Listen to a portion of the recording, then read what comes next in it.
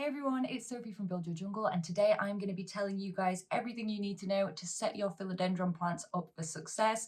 I grow a lot of plants, but it's safe to say that out of all of the genera of plants that I grow, I have the most philodendron. Oh, Milo's doing a little bark in his sleep. And if you don't know what they are tropical plants. They're part of the family Araceae, so they are known as aroids or arums, and the family Araceae also refers to alocasia, epipremnum, monstera, and things of that nature. Growing tropical plants like these in the UK in a lot colder and darker environment than what they used to in their natural habitat can seem a bit of a daunting and impossible task at first, but with some simple care tips and adjustments that you can make, it can easily work for you. So I'm going to go through all of the philodendron care information in this video, and I'm also going to be adding in some little tips and tricks specifically for certain types and species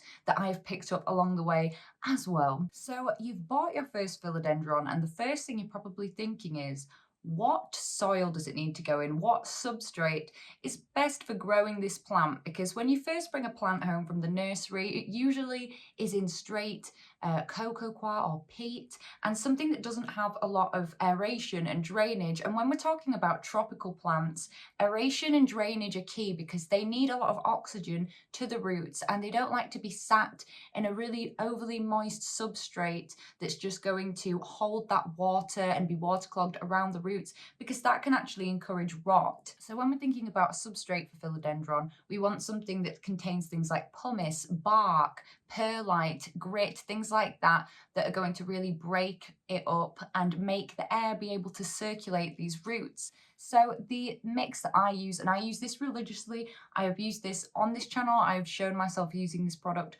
for many months now. I think it's been over a year now, and it is the Soil Ninja Monstera and Philodendron mix. This is the only suitable aroid mix that you can just use straight out of the bag, and in my opinion, it's just perfect. I would absolutely recommend getting your hands on some of this. I have gone through so many litres of this soil, and as you can see, it's just wonderful and chunky and perfect. And this contains zeolite charcoal, worm castings, which help give your plant an extra boost of fertilization. It's very beneficial. And as you can see, I use this mix for my syngonium, for my anthurium, for all my philodendron, for my monstera, for Hoyas. I just love this. It saves you a lot of time, and it saves you a lot of heartache from putting things in the wrong substrate and the plant unaliving and you being all heartbroken about it. But this is such a great blend, honestly. I love it, and it's pH balanced as well. So if any of you would like to see what all the fuss is about and get some of this for yourself, and they do have smaller bags if you would like to try out a smaller size first, then you can use the code SOPHIE10 and you will get 10% off your order, and I will get 13% commission. It's a win-win situation because you will never want to use anything else again, friends. It's so good. And you're supporting me as well as a great business owned by some lovely people. I'm just gonna get out my favorite girl moment here for this next point. This is Philodendron Campulinette, my favorite plant of all time. I love it so much, and I've just brought her out to illustrate my next point, which is that philodendron roots grow very quickly. Like, I repotted this not long ago at all, and it already needs repotting again. Usually the rule is that 2/3 of the pot should be roots, and you're picking 1/3 bigger, and then you go up a couple of inches either side, you know, every time. But with philodendron, you don't have to be afraid to go up a little bit bigger than that, because the roots do grow so incredibly quickly, like monstera do. That's my dog running about. So many interruptions. Also, one tip to reduce the frequency of repotting, because if you're only going up like a couple of pot sizes every time you repot, you probably, in the growth season like now, you're gonna have to be repotting like at least once a month, like with this one. So if you want to reduce the frequency of which you have to repot philodendron, go up a little bit bigger than you were going to with the pot size, and it'll last you a bit longer. And the last thing about repotting, just in case anybody didn't know is always use pots with drainage holes in the bottom. Oh, a bit of bark. And just use a cover pot to hide it if you don't like this kind of nursery pot on display, because it's so important with these plants that we're able to drench the substrate and let that water drain out of the bottom. Otherwise, it's just going to cause a whole world of problems for you. So always pots with drainage. Obviously, that wouldn't apply if you were growing in semi-hydro, but I personally do not recommend growing philodendron in semi-hydro because they grow so fast. It's a nightmare to keep up with. I've done it before. So I'd really recommend going for the soil route of things. It also makes it a lot easier with moss poles if you want any of the climbing types, which is the majority of philodendron. With the growth habits of the philodendron, philodendron literally means like lover of trees in Latin, and they like to grow up other supports and plants. Usually in the wild you'll find these growing up trees. So if you want to get really big lovely leaves that are sizing up, you're going to need to use moss poles, and these are the type that I recommend because, and I know it's looking a bit dry now and I need to spray it, but these do stay moist for the longest time. I'm losing my voice. They're the D-shaped moss poles, and this was the first one I tried, so there's a stake in the back to hold it in better. But I had a whole video on putting plants on these types of poles, so you can go watch me put one of these together if you're curious. But it is very easy, and I've got the Soil Ninja Live sphagnum moss in here, and then what I do is I spray them down with my water spritzer on the poles every couple of days, and then I wipe the leaves if I've sprayed on there, because having that water droplets on the leaves, that can cause like fungal problems or sunburn discoloration from your grow lights when having the water just on the leaves. And then usually you'll find that people either put those like globe things in the top of here, or like a cup like this that's got a very little hole in the bottom. So I fill this up once a day, and it really helps the center of the pole stay moist, because the one thing you really don't want to happen that is a nightmare is it completely dry out, for two reasons. One, if it completely dries out, it's going to be a bit of a to get it moist again. But secondly, because if you've got a whole bunch of roots growing in there, because I do have some plants where you can very clearly see how it's grown so well into the back of the pole. Was it this one? No, not a philodendron. It's my Anthurium umbricola, but you can see the roots are right at the back of the pole. So if that dries out completely, it could damage those roots, and I could be in a bit of trouble again, once again. Oh, my dear, you're beautiful, but you're such an attention grabber. So to summarize with the poles, they like to climb up stuff. You can tell if it's a climbing one by it growing upwards and sticking out aerial roots. The sooner you get it on a pole, the better, because it's harder to attach a plant that's grown for ages without a pole to a pole. There's a chance that it won't root in, but the younger it's on, the better that is. However, there are some guys that just don't follow the rules, and one of those is this guy, and this is Philodendron gloriosum. It's a velvety leaf one, and it is what is known as a creepy boy, a crawly boy, a creeping or crawling philodendron, because they crawl and grow across the soil instead of up a pole. So when you're thinking about repotting plants like this, you're going to want to forfeit the pole and get yourself a long boy pot, because they quickly run out of room in the circle pots. Next, let's talk about watering. So when you're thinking about watering for your philodendron, they're a plant that don't like to fully dry out between waterings. It will cause the leaves to maybe yellow, could drop some leaves, the ends will go brown and crisp up, and it'll just not like that. It can also cause damage to the roots long term if they're like wet and then dry for a long time. It can cause something called dry rot, which has ruined a fair few plants for me if you saw my last video. How often should you be watering your philodendron? There are so many factors in the environment of your home that affect how often something has to be watered. You've got temperature, airflow, pot size, type of substrate. But don't panic, because there is a solution to this situation that can seem very intimidating and confusing, and it's the power of touch. You simply stick your finger 2/3 of the way into the pot, and if it comes out with dirt on it, and it's moist in there and it's not ready to be watered yet, because I like to water my philodendrons when they're 2/3 dry.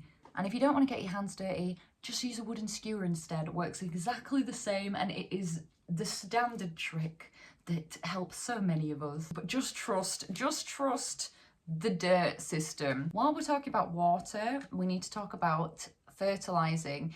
Philodendron will produce leaves that are too small. I like to call them a joke leaf if you don't give them enough light and enough fertilizer. So you need to make sure that any time that they're actively growing, that you see a caterpillar, one of these pointy things that shows new leaf is on the way, in progress, work in progress, new bun in the oven, then you need to get some fertilizer and add it to your water. This isn't the only way. This is how I like to do it. And I'm not fussy about which fertilizer I use. I've used Super Thrive at different points and different things. Right now I've just got some baby bio because it's super cheap. And all you do is, for the amount of water you use, like it tells you on the back. I'm not exactly sticking to this, but you mix it in with your water and your watering can, and then there you go. You're giving your plant not only a drink, but a nice full meal as well, so that she can be big and strong for you.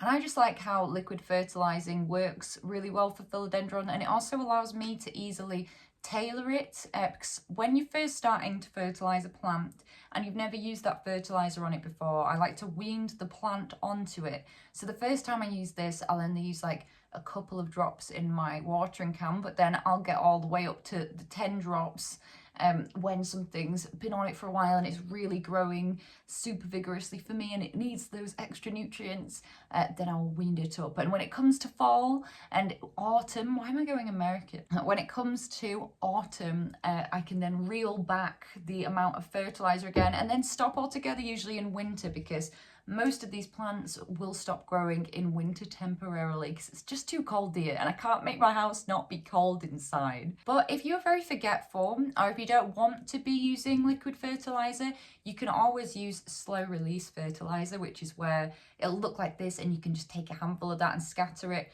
over your soil, your substrate, and it will be released gradually into the mix for you every time you water and you won't have to think about it. And the final thing about watering philodendron is going to have to be shown visually to you, and it's that many people think this is overwatering.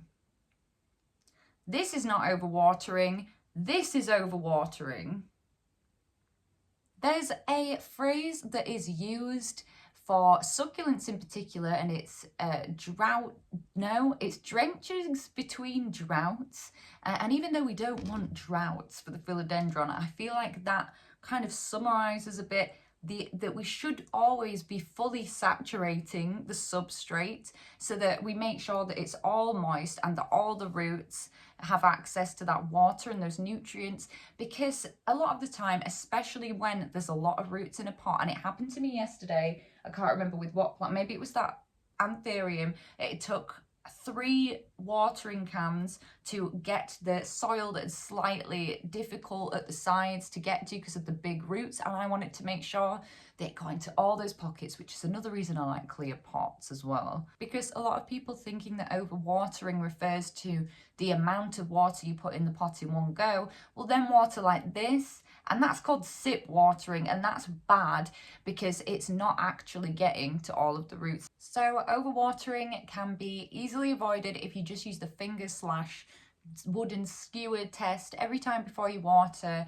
and only water when it is ready. And if you're in doubt and you're not sure, just leave it for an extra day and come and check again, because overwatering is one of the easiest ways to unalive a philodendron, and it's much better to err on the side of caution, err on the side, what is that saying? I always say it wrong. But if you're not 100% sure yet, underwatering is better than overwatering, because you can come back from underwatering, but overwatering, root rot and stuff is so difficult to treat, so just don't do it. Just do future you a favour and don't do it. For lighting now, most philodendron enjoy bright indirect light, and if you've ever seen the IT crowd, bright indirect light is basically the planty version of have you tried turning it on and off again, because most plants need bright indirect light, and what it basically means is not direct sun, but bright light.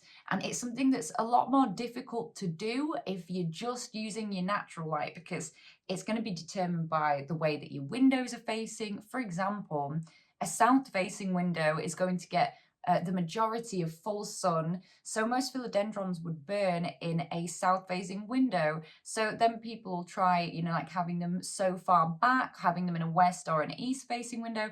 But the best thing to do, the best way to have consistent light for your plants and not have to worry about it and changing it at different times of year is by far having grow lights. And you don't even need to have expensive grow lights. I know there's some like the Mother Spectrum one that's really expensive and stuff, though it does look bougie as heck. I just use these ones and they are just off Amazon, super cheap, and I've had them for like 5 years and they work really well. But I just think if you're in England, it just makes it a lot easier for yourself to have lights because our climate's so drab and grey and unpredictable and all over the place that it just becomes a bit of a nightmare. I can't remember for sure, but I think those lights were £15 for the set and you get 3 lights on the same set.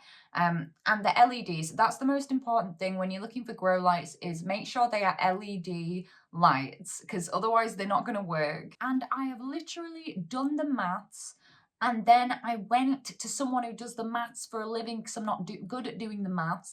And I found out that it's 25 pence a week to run my set of grow lights. So that's very, very, very affordable if you ask me. With the lighting, this is probably the most species specific part about philodendron care because there are some little problems you can run into. Firstly, the velvety ones, I'm talking about the El Choco Red, the Gloriosum, Splendid Micans, things like that, they actually scorch if they get too close to the grow lights. I've particularly had this problem with my El Choco Red because it gets very long petioles. That's just how the plant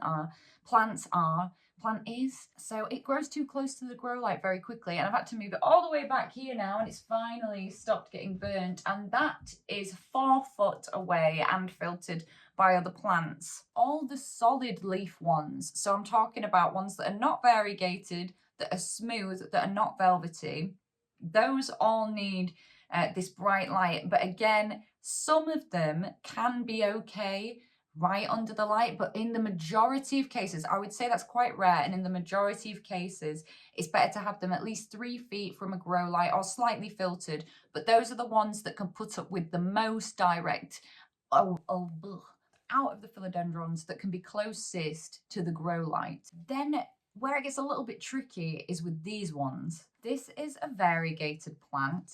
And this is Philodendron Burlmarx variegata.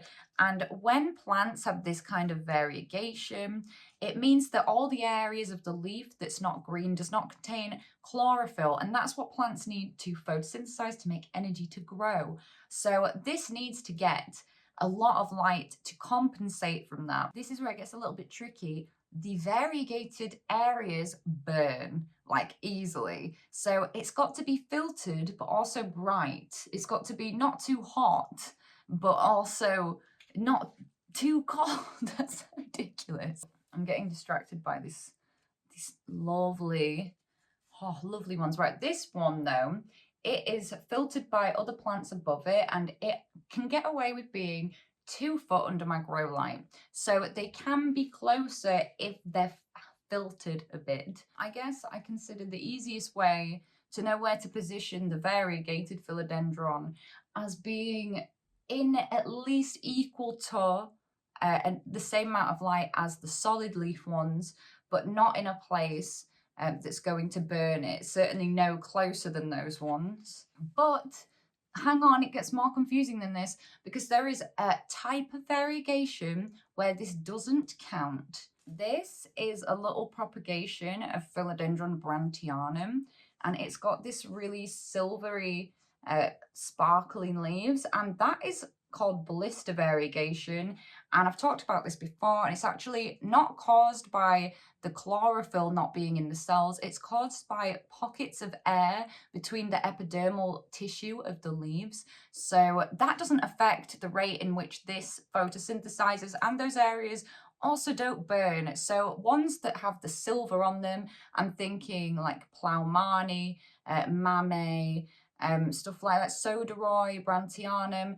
These ones are fine to be in the same level as light as these kind of ones. So no worries about those burning, and they're very beautiful. I love blister variegation. So my last takeaway from this section about lighting would be, if you only have limited good bright spots where you can put your philodendron, definitely give the best spots to the philodendron with albo variegation that need that extra boost, because likelihood is that the solid philodendrons will be able to tolerate slightly lower light if you're in a bit of a pickle. Because philodendron usually grow in the humid environment of the rainforest, they like high humidity. It's what they're adapted to live in.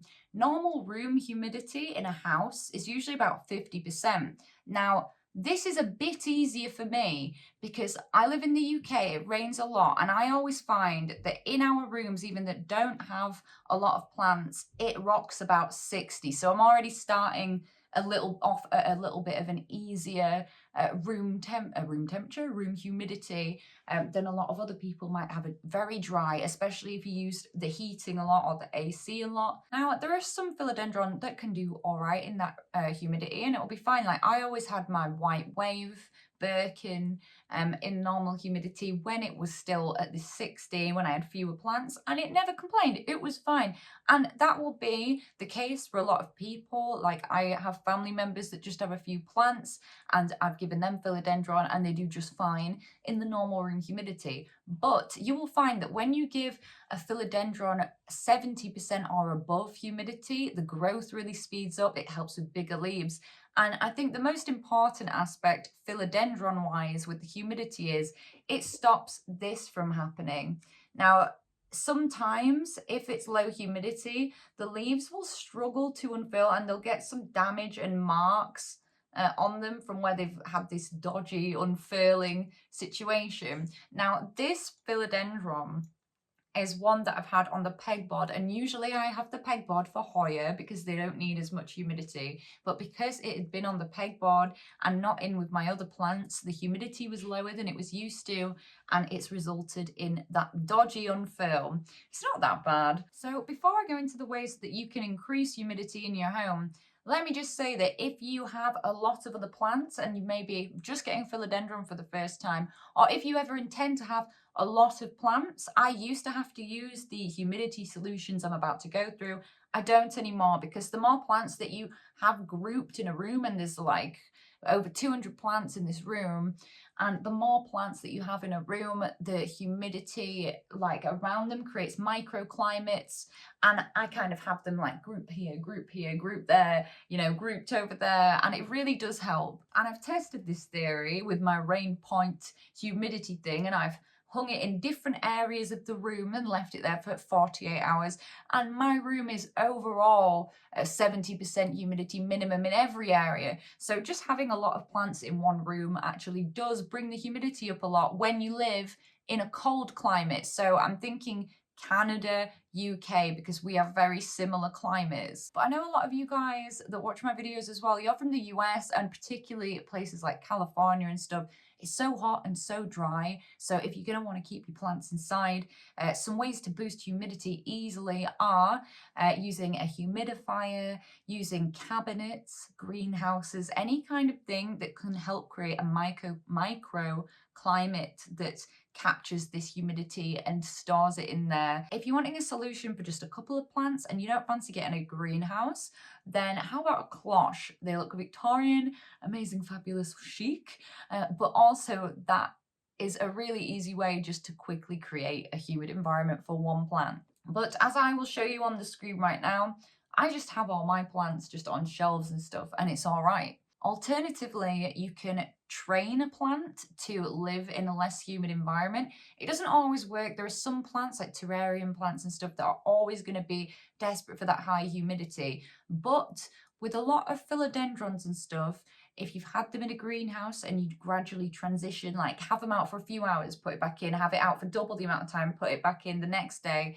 and do that until you can leave it out for a full day, then you should notice that it's not as much of a shock to the plant. Philodendron in particular get quite big. So if you have been using cabinets or greenhouses, or if that's something you've been looking to do, just keep in mind that you will eventually probably have to take some of them out of there, because I had the problem where nothing fitted in my greenhouse anymore and it just felt silly and I just wanted the jungle all around me. Ones that are going to be picky about it, and the ones that are going to be like, hey, no, you can't transition me yet. No, I'm really finicky for my entire life.